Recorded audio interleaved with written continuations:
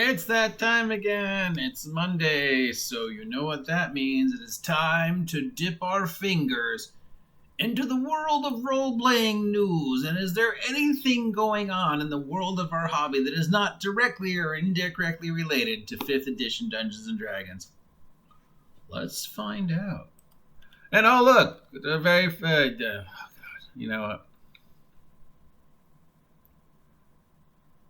Okay, so there's Ian Sider has some stuff about how to do puzzles in role-playing games.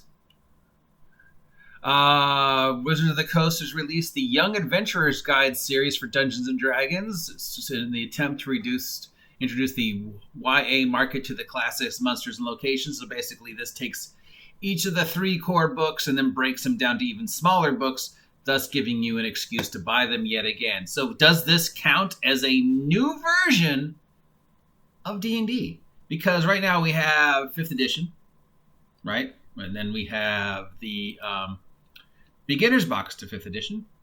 Then we have the Stranger Things 5th edition.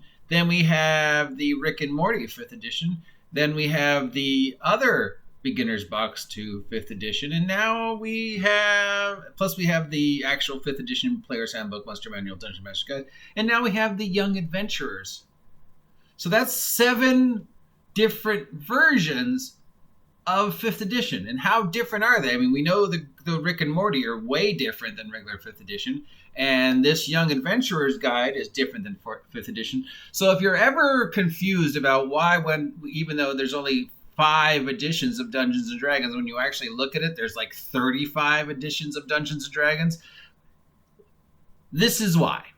Because when they do things like this, and Wizards of the Coast is not alone in doing this. TSR did it too. There was, advanced and special and the red box and the blue box. So if you're ever curious why there's actually like 35 versions of D&D, and some refer to the Blue Home version or the Arnson version or the Gygax version or the Steve version, especially in the OSR movement, it's because they do things like this. So is this Adventurer's Guide to D&D actually a new version of D&D? So that is out now. Actually, it's been out for a while. So I don't know why they're saying it's new. Okay, the Heroes Feast official D&D cookbook was just released. And I believe I have it on special order because somebody once challenged me to try and cook everything in the Heroes Feast official D&D book. And even though I don't have a kitchen, it's an interesting challenge, so I may have to look at it. There's a new Delta Green adventure out from Charles Dunworthy. Yay! And if that's not enough Call of Cthulhu for you, of course there's a ton of Call of Cthulhu stuff out because of Halloween. Let's see. Oh, look, Wizards of the Coast has released yet more Unearthed Arcana. So even though Tasha's is out and Tasha's is collecting every Unearthed Arcana and every splat, why rest now? Let's release more splat and more Unearthed Arcana. Therefore, we can justify another book coming out in a few months. Sponsor me, water. And there is, of course, a regular version of Tasha's coming out, and the super special version of Tasha's coming out, which will be like $20 more. So you can spend $50 for the regular Tasha, or $80 for the super special Greedle and Bim Tasha. Oh, and look, if you hadn't heard, Critical Role has announced the launch of their own publishing company, Darrington Press, and they're going to start by releasing their own board games. We know that they're going to be releasing a role-playing game soon as they continue to try and take over the role-playing market and make us all follow in the cult of Mercer.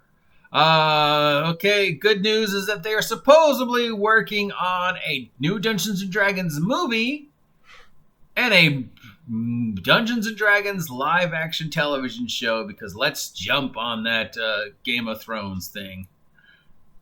Several new games have made themselves available to virtual tabletop systems this week. Warhammer Fantasy Warplaying is now available on Roll20. As is Aliens the RPG available on Roll20. Yeah. Of course, you have to pay for these, but they are available. The Level Up 5e is now available playtest document. So if you want to, look at somebody else's take on all the new stuff that's going on, like archetypes and factions and ancestries and yet other things that already were done by other companies and how we can do them into 5e. EN Publishing is playtesting their version of it. The online role-playing tabletop Astriel was breached. They have announced that there was a breach of their databases. So if you are using Astriel, send an email to support@astrieltabletop.com to see if your data was amongst the data that was breached. Yeah, cyber warfare is a scary thing. The director of cybersecurity was just on yesterday on television, on the news, talking about cyber warfare and cybersecurity and cyber breaches. And, even though it's like the stuff of science fiction, cybersecurity and cyber warfare is a thing, and it's a big concern. So if you do use Astriel and you are concerned, send an email to support@astrieltabletop.com to see if yours was breached. The Humble Bumble this week is Goodman Games. So if you like Dungeon Crawl Classics and Mutant Crawl Classics, there's a ton of Goodman Games stuff, PDFs over at Humble Bumble. $1 gets you like tons of stuff. $8 gets you 10 adventures, the 2019 blah, blah, blah. And everything that you donate to Humble Bumble this month goes to the American Red Cross. And that is it. What a sad, lonely, quiet week for gaming. Is there any interesting Kickstarters ending? Let's check.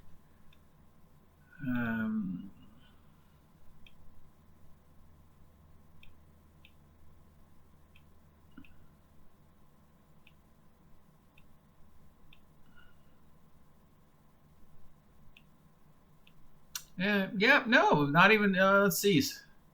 Steve Jackson Games has got some stuff that they're kickstarting that's coming to an end this week. The Mork Borg third-party stuff is coming to an end this week. And that's about it. Wow, what a slow week for gaming news. I mean, yes, Tasha's Uncontrollable Hideous Stupidity and Rime of the Frost Maiden is out. I will be playing Rime of the Frost Maiden, I believe. So we'll see where that goes. And that's about it.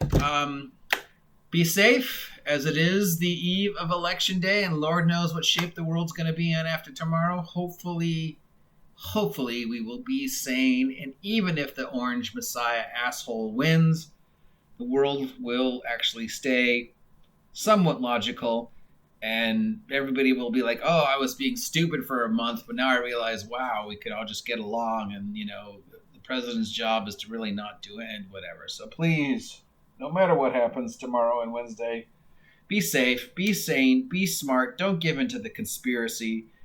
Don't give in to the stupidity. Just be a nice human. And as long as you're being a nice human, subscribe to my blog if you haven't yet, because if I hit 500 subs by the end of the year, I'll do something crazy. Talk to you news hounds later.